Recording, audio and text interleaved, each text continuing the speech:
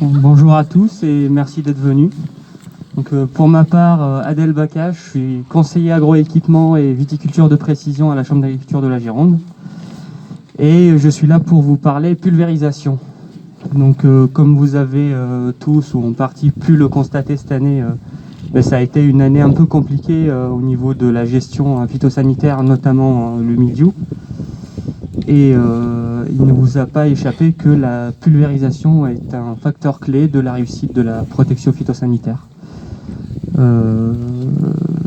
Pourquoi? Parce qu'aujourd'hui, on est sur des stratégies qui sont basées majoritairement sur des produits de contact. En bio notamment, on est sur des produits qui réagissent au contact du pathogène. Donc la qualité de la pulvérisation est primordiale. Donc déjà, qu'est-ce qu'on entend par bonne qualité de pulvérisation? Historiquement, on a toujours dit il faut faire des fines gouttes, il faut faire du brouillard, il faut faire des embruns pour que ça pénètre. Aujourd'hui, les études ont montré que en fait, c'est tout l'inverse qu'il faut faire, parce que plus on fait de la fine goutte, plus on en perd par dérive sédimentaire aérienne. Et donc, il y a un compromis à avoir en termes de taille de goutte et de réglage pulvé pour optimiser la gestion de la pulvérisation. Donc une bonne pulvérisation, c'est quoi? C'est d'abord une bonne répartition sur le plan vertical de la végétation. Donc qu'on ait une continuité de pulvérisation et qu'on n'ait pas de zones non traitées, de zones de zébrage. Une bonne pulvérisation, c'est aussi bien pulvériser sur les deux faces de la feuille, donc supérieure et inférieure. Et une bonne pulvérisation, c'est bien protéger la zone fructifère, la zone des grappes, et permettre au produit aussi de pénétrer à l'intérieur de la végétation pour bien la protéger. Est-ce que tous les appareils le permettent? Non. Donc il y a des appareils qui sont plus performants que d'autres, mais il faut savoir que on peut aussi, ces appareils-là, on peut les régler pour les rendre plus efficaces, plus performants. Voilà. Donc comment on fait ça? Pour le réglage de la pulvérisation, il y a deux grandes étapes. Une étape que tout le monde doit faire, qui se réalise en statique, qui se fait d'abord en début de campagne, après en sortie d'hiver, qui consiste à mesurer les constantes du pulvérisateur. Donc d'abord, mesurer le débit au niveau des buses ou des diffuseurs pour ceux qui utilisent des pulvérisateurs pneumatiques. Donc pour ça, plusieurs méthodes. Donc on se met en sortie de diffuseur ou de buse, on met un pichet, une bouteille, et on pulvérise à la pression de travail pendant 1 minute. Ensuite, soit on fait une lecture sur les pichets gradués, soit on utilise une simple balance de cuisine qui coûte pas cher et qui est assez précise. Donc on fait cette opération-là sur l'ensemble des diffuseurs. Et l'objectif, c'est ne pas avoir un écart qui est supérieur à 10%. Donc si on a plus de 10% d'écart, ça veut dire qu'il y a des bus qui sont bouchées ou qui sont trop usées, qu'il faut les changer ou les nettoyer. Voilà.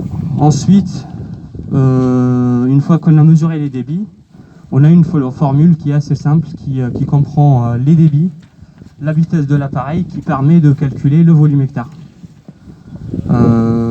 Ce qu'il faut savoir, c'est que le volume hectare doit s'adapter aussi en fonction de la végétation.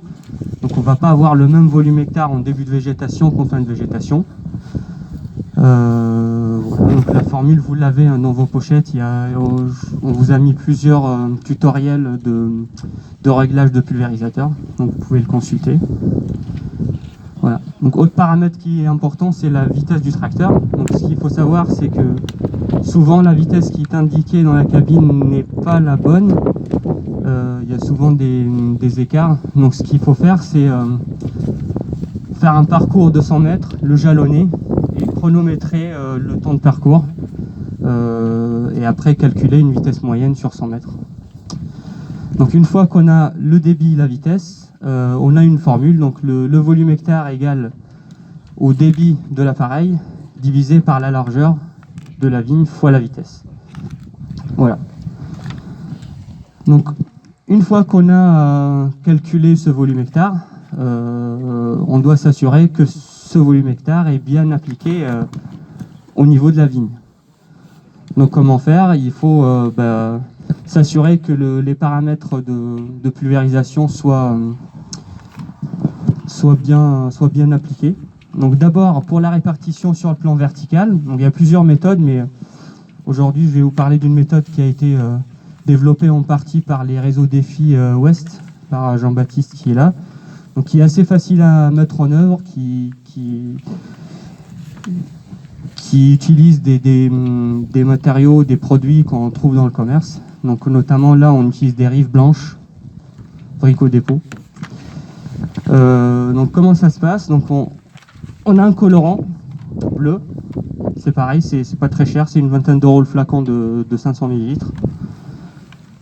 On incorpore dans le pulvé, on mélange avec de l'eau claire, on se met en condition normale de traitement, bonne pression, bonne vitesse, et on place ces rives-là au niveau des rangs de vigne. Donc là j'ai pris celle-là, elle est certes un peu plus longue que celle que j'utilise d'habitude, elle dépasse, mais l'objectif c'est de montrer aussi qu'il y a une partie de la pulvérisation qui est sur la partie haute, donc ça clairement il s'agit de la dérive, donc tout ce qu'il faut éviter.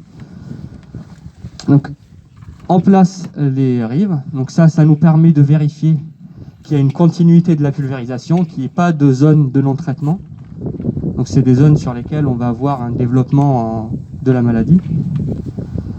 Ensuite, la deuxième étape, elle consiste à vérifier si on a bien pulvérisé sur les deux faces de la feuille, inférieure et supérieure. Et pour ça, on a plusieurs techniques.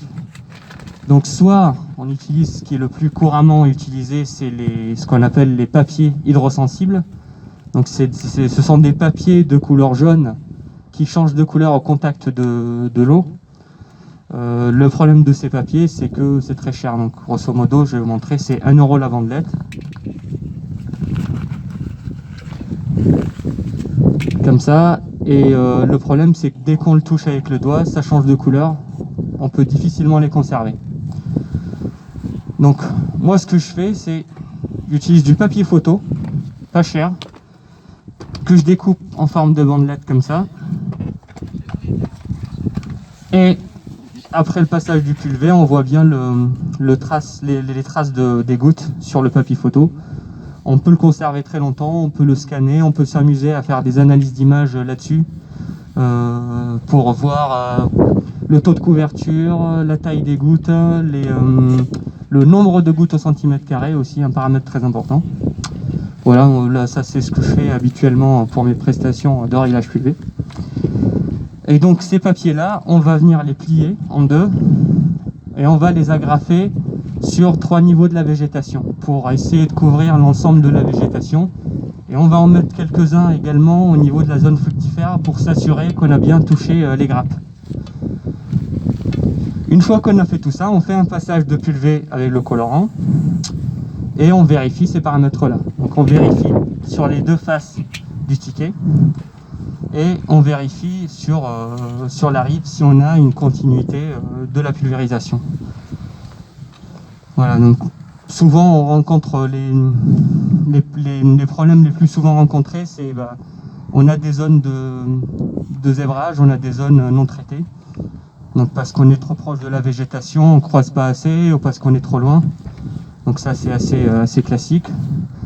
Ce qui arrive le plus souvent aussi, c'est que on a beaucoup de produits sur la face supérieure, très peu sur la face inférieure, parce que tout simplement sur un pulvé, sur ce pulvé là par exemple, on a des buses et on a une assistance d'air, donc c'est du jet porté, type aéroconvecteur, et donc la buse elle produit les gouttes et ces gouttes là sont portées par un flux d'air pour aller dans la végétation. Le flux d'air il a deux fonctions. La première, c'est de porter les gouttes, et la deuxième, c'est de brasser légèrement le feuillage. Pourquoi le brasser? Pour permettre au produit d'aller sur les faces inférieures des feuilles. Donc quand on a une soufflerie qui est mal réglée, qui est trop puissante, ou pas assez puissante, ou pas assez turbulente, on vient plaquer les feuilles sur la face supérieure, et on n'arrive pas à mettre du produit sur la face inférieure. Donc là, on va agir sur sur la vitesse de rotation ou en fonction des pulvées, on a un certain nombre de paramètres à changer pour améliorer ça. Voilà. Donc ce pulvé-là, il est équipé de bus à injection d'air. Donc c'est un modèle qui est sur la liste des matériels permettant de réduire la dérive de 66%. Donc les bus à injection d'air, c'est quoi? C'est simplement des bus qui sont équipés d'une petite ouverture qui permet d'aspirer l'air et de l'incorporer au niveau des gouttes pour les rendre plus grosses et donc moins sensibles à la dérive. Voilà, donc à retenir si vous êtes dans le cadre d'une réduction de ZNT, que pour bien utiliser ces bus-là, donc c'est des bus qui sont assez sensibles au bouchage, il faut que le pulvé soit équipé de filtres adéquats. Donc celui-là, typiquement, il vient d'arriver, mais il manque un filtre ici. Voilà. Parce que dans cet état-là, à utiliser avec des produits bio, au bout d'un passage, on a les bus qui commencent à boucher. Donc pour savoir la grosseur de la goutte par rapport des AMT, des pastilles AMT et ces bus-là, il y a vraiment une grosse différence? Alors, les pastilles AMT sont utilisées pour les pulvérisateurs pneumatiques. Pour calibrer les... c'est ça, hein? Ou sur les jets portés? On l'utilise sur un jet porté. D'accord. Alors on peut les utiliser à la fois sur les pneumatiques et sur les portés. Donc sur les pneumatiques, en fait, ce qu'il faut savoir, c'est qu'aujourd'hui, on déconseille d'investir dans un pulvé neuf qui est pneumatique. Pourquoi? Parce qu'on n'a aucune marge de manœuvre au niveau de la taille des gouttes. Et la taille de goutte, c'est le seul levier pour réduire la dérive. Donc sur un pneumatique, on ne peut pas. Si on utilise sur les jets portés, ça s'apparente un peu à une buse classique. Donc au niveau de la taille des gouttes, on va être à peu près entre 100 et 150 microns.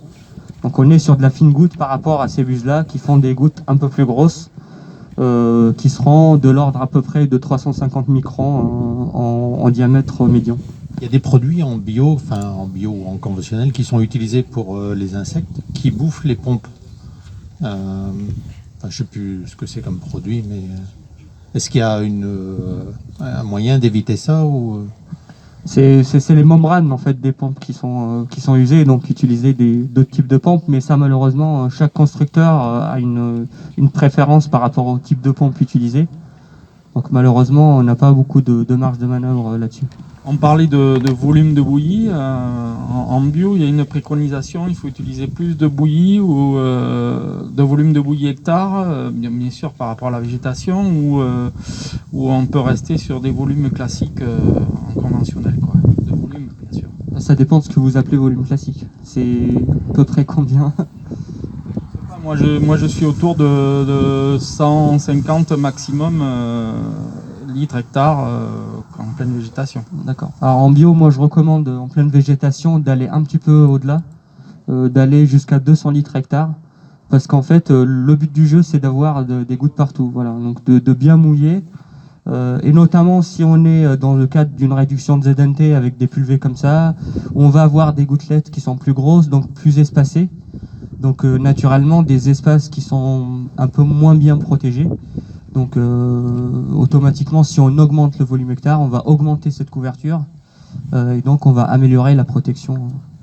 Donc il faut partir du principe que si on est sur un pulvé comme ça, on va fonctionner par étage. Donc on va actionner les 2 ou les 3 premières buses en début de végétation.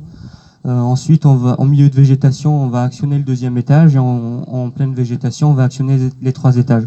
Donc on va être entre 50 et 70 pour les premiers traitements. 130, 150 pour les traitements de milieu de campagne, et en fin de campagne on va être entre 180 et 200 litres hectare. Juste faire remarquer pour la vitesse des tracteurs, moi j'ai personnellement acheté un GPS pas cher de randonnée et ça évite de faire la mesure sur le terrain, et comme c'est un GPS de randonnée, je pense qu'il est assez fiable. Tout à fait, il y a des moyens qui existent. Ça peut être un GPS de rando, mais ça peut être aussi, alors j'ai vu ça il n'y a pas très longtemps, un T-Jet qui a fait un GPS pour les traitements de nuit. Parce que souvent quand on fait des traitements de nuit, on n'arrive pas à se repérer au niveau des rangs. Et donc c'est un GPS, voilà, comme des GPS de bagnole qui permet de se repérer donc en fonction de la largeur de traitement, et qui permet également d'avoir une traçabilité. Donc à la fin du traitement, on met une clé USB et ça nous dit vous êtes passé là. Donc c'est la chambre de lecture du Gard qui commercialise ça en partenariat avec Tidjet. Donc c'est à peu près, je crois que c'est autour de 1 600 € le GPS. Donc GPS plus traçabilité.